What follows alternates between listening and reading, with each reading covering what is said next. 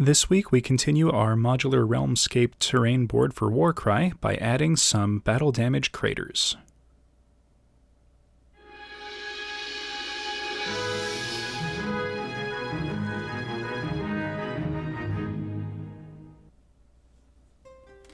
Alright, so like before, we're going to be using this EVA foam floor mat, and I cut out two sections, one large and one small tile.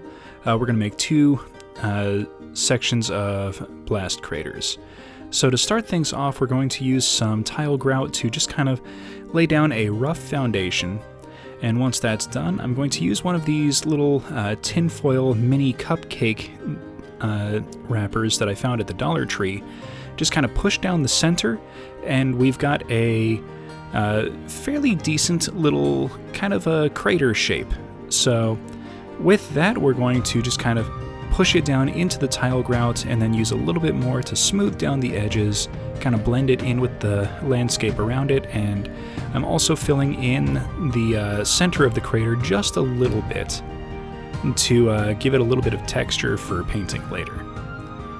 And then we're just going to go ahead and do two more of these. So I've already got one down here, and the last one is going to get smushed down.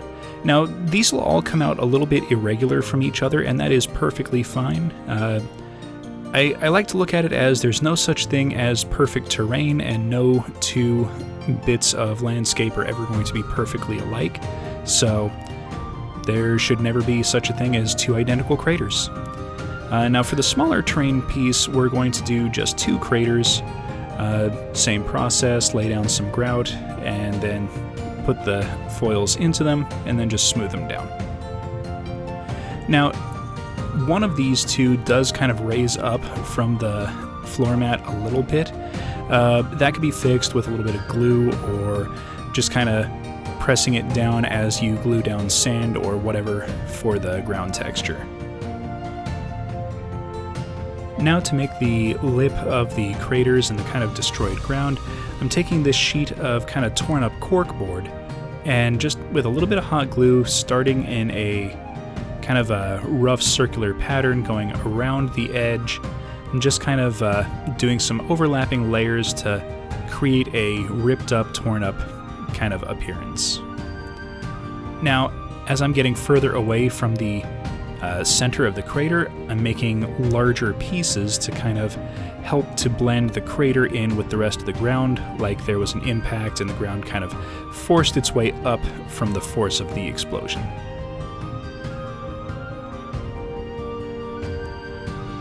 Alright, once that first one was finished, I did the other two off camera. Now, the grout has dried, but the grout underneath the foil is still very, very wet and is going to take a huge amount of time to dry. So I'm just going to use a utility blade to cut the foil that is in the center of the craters to give the grout a kind of exhaust port for it to dry and just kind of become solid. So, now I'm going to do a layer of Mod Podge to the entirety of the ground, and that is going to be the foundation for all of the sand that gets applied for ground texture. Now, I got to admit, I forget about this every single time I do this, and once I've started, I always feel like it's too late to just stop and get up and fix it, but make sure you do this in a ventilated room, or if you can and it's not too bad, do it outside. Trust me, the headache from the fumes of the glue is not worth it. Every time I do this, I forget to open a window or turn on a fan or something, and yeah, just save yourself the headache, save yourself the hassle. Open a window beforehand, do it outside, do it in your garage, whatever. Just make sure you're doing it in a ventilated area.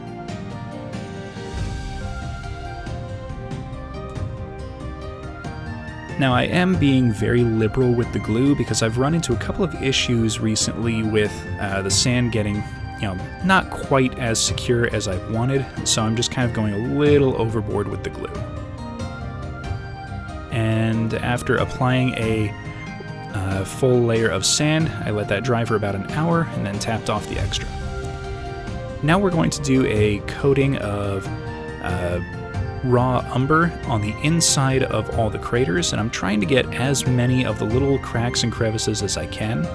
And then I'm doing a kind of full coating on any of the exposed cork to kind of give it a blasted, burnt appearance.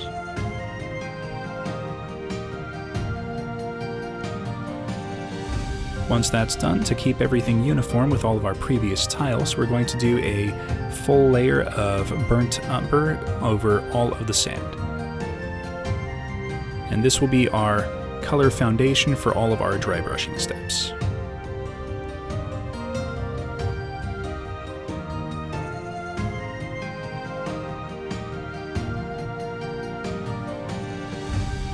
Now, as I'm doing this, you might notice that some of the cork sections are really visible. That can easily be covered up using some ground flock or with selective painting to make it look like that was intentional. And I'll show you what that means as we get a few steps further.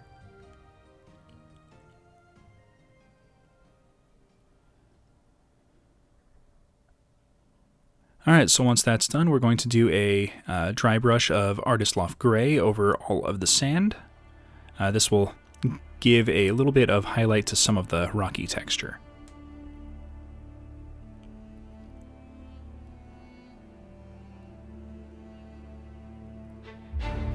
Now, to cover up any exposed metallics from the formation of the craters, we're doing a second layer of the raw umber, and this is going to go over the cracks in between all of the side pieces of cork as well, to give it a kind of cracked and broken appearance. Alright, and then we're going to do I really should have done a little bit lighter dry brush, but a light to medium dry brush of neutral gray over the entirety of the sand layer, and we're also doing a kind of a little bit too heavy dry brush of all of the exposed cork, just to kind of give it a highlight for the raised area.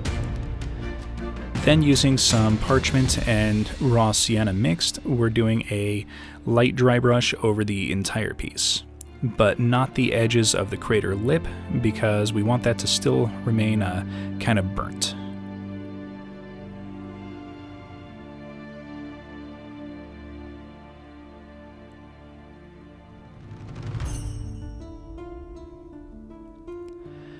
Now, to prepare for the flock to be added, we're doing a kind of liberal, patchy application of some Mod Podge. Now, this is a interesting step because you never really want to have a full coverage of grass over everything. You want it to be a little bit patchy, a little bit of open areas to kind of give the impression that people have been walking over this area. This is supposed to be a battlefield, so to give the impression of troops moving all over the place and kind of wearing down the grass, we leave a few patches here or there of exposed dirt.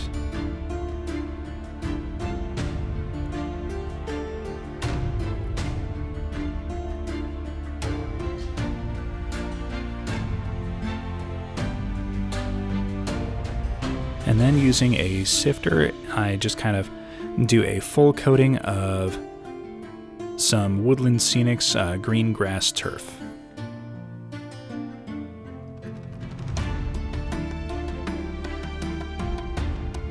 And then I let that dry for a couple of hours and just kind of tapped off the excess.